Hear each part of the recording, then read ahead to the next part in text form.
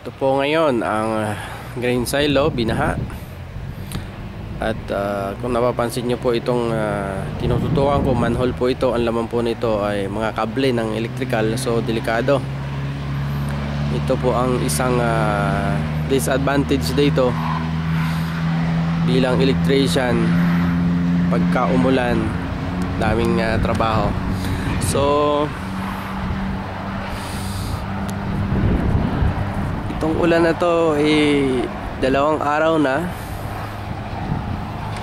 At hindi naman totally malakas, pabugso-bugso lang. Pero dahil nga ang Saudi hindi handa sa mga ganito, so wala silang mga drainage, kaya iyan, nagkakaroon ng mga ganitong pagbaha.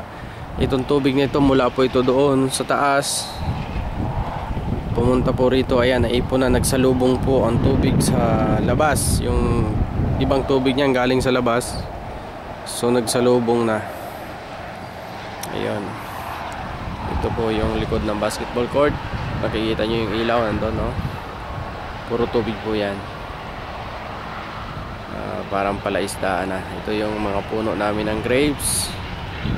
Ayan, ito likod ng building C, yung bagong building namin. So napakita ko lamang po kung anong kalalagayan ng green silo hile po sa ngayon.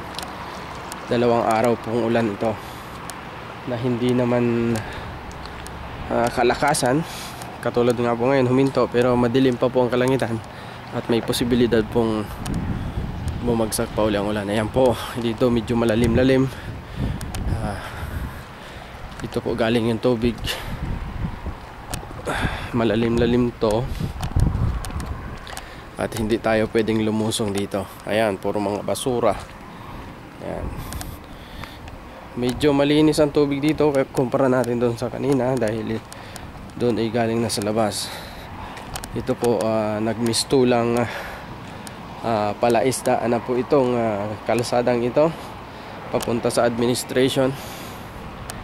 Ayan, likod po ito ng building C, sa bandang side ng guest house.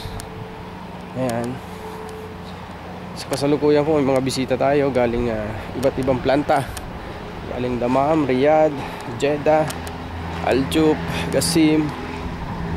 So na-experience po nila dito sa Ail sa unang pagkakataon ang ganito. Ay, ito po yung mga sasakyan ng mga bisita natin. Ayan, andito po sila ngayon nakatira sa bagong building. Ayan, ito po sa harap naman ng building. Ayan, baha pa rin. Ayan, alam mo din. Ayan po, bahang-baha ang green silo hile. Ayan,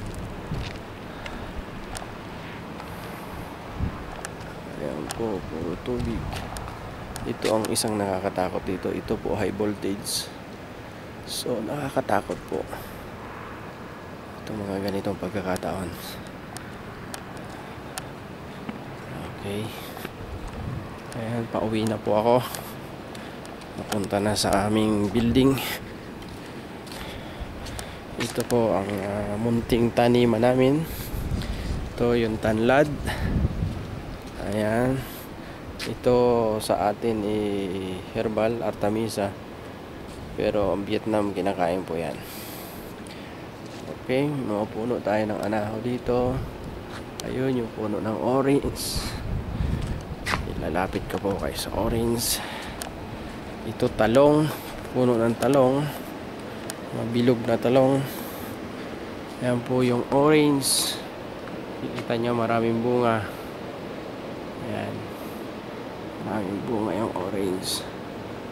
Ayan, ayan po ang aming building. So talagang nagbago na ang klima sa Saudi.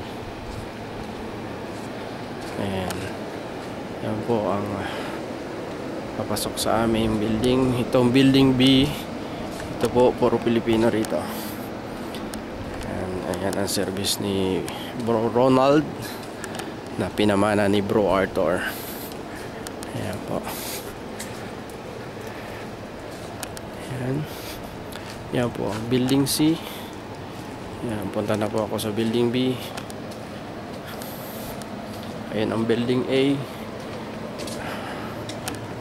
Okay. Pasok na po ako sa kwarto.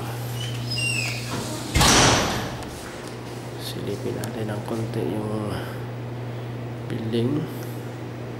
Ayan. Okay, okay na po ako. So, ganda na naman. Hindi natin alam bukas kung may ulam pa.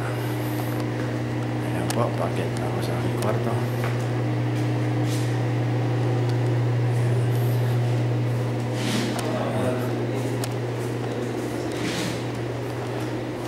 Pasok na ako sa kwarto.